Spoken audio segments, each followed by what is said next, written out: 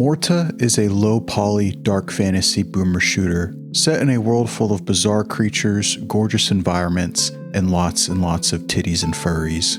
I can't stand looking at that thing. I can't.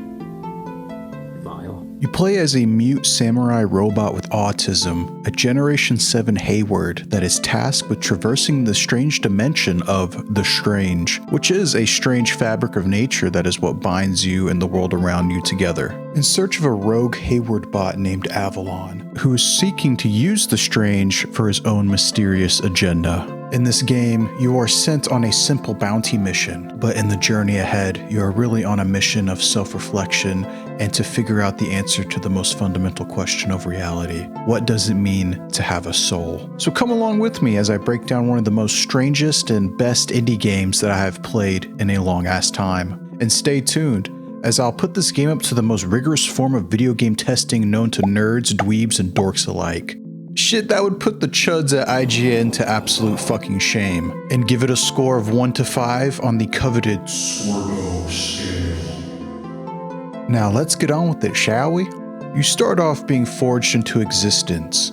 Your iron of will and love of Thomas the Tank Engine is being briefed on your mission to find Avalon. With your trusty red sword, absolutely goated ass revolver with the M1 Garand ping, and your Chad Iron Horse that was never given a name in game, so I named him Squrbo.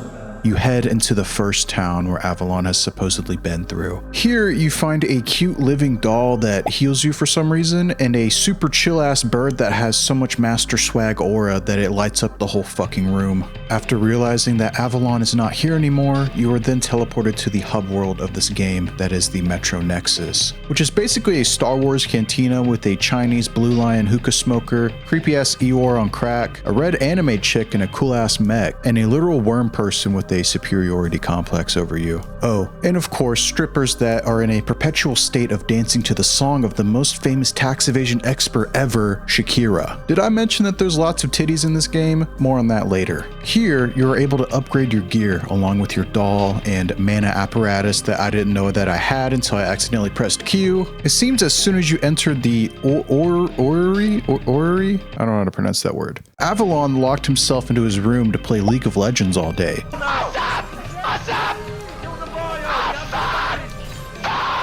Making you have to explore 5 dangerous dimensions to find the keys to open his door. In each of these dimensions, there are 3 stages that have different bosses, unique weapons you can acquire, and overall vibes to them. What I like most about this game, hands down, has to be the art style. Not so much the gooner anthropomorphic NPCs with huge, personalities that you'll run into every now and again, but more just the absolute stunning and gorgeous environments that have their own themes and enemy types. I was just in awe at how a game that looks like if Doom, Dark Souls, and Ocarina of Time had an Asian baby could look this fucking good. I could never take my eyes off the gorgeous landscapes that were in front of me at all times. This game has such a good variety of biomes. There's a deserted icy blue landscape, a scary dilapidated level filled with abominations and a cool-ass dragon, a luscious forest that is a graveyard for fallen heroes, a lava biome that is filled with disgusting demonic naked furries, and a desert biome with a dune sandworm, of course, cause why not? I'd say that the world building is on par with most AAA games. The environment itself tells a lot of the story without saying any words at all. And shout out to the developers for not turning this into an open world game. I'd rather have a couple levels full of immense polish and mind-pumping action than a game that has an empty open world with most of the space just being filled with filler nonsense. Each level has NPCs that have their own side stories that you can participate in. My favorite questline was on the lava level, where you help rebuild a sentry bot named Squrbo. From this questline, you learn that all of the robots that you were killing on this level were actually sentient beings that were transformed into robots through a painful experiment done by the demons who run this factory. All Squrbo asks of you is to help rebuild him so that he can assist you in destroying this monument of evil and take revenge on the monsters who did this to him and the innocent people around him, in which I happily obliged. A day where I can legally massacre a whole army of furries is a good day in my book. On top of that, this game has a super dope soundtrack. In fact, all the music that you are hearing in this video comes from the game itself. I always love it when games take pride in their sound direction. It's such an important aspect of game design that I feel like is slowly but surely taken less and less seriously as the years go on. The bosses and enemies are pretty challenging all around. Although towards the end of the game, I found that it was starting to become a lot easier the more I got juiced out with that strange ore. I think there's around 20 bosses in total. Not all of them are super challenging, but there were some that were a pain in the ass to kill. Mainly this naked furry bitch on the lava level. Oh yeah, I also forgot to mention, in this game, there's lots of titty. And even though that this game is very good in my eyes, there's also some things that I do not like about it. My main gripe is the amount of scantily clad furry characters. It's not every character, but it is definitely a good amount. And if you already can't tell, I don't like furries. I don't care if you're a furry. I'm just very biased against them. Every person that I've ever known who has ever been one or has even been close to one was weird as fuck.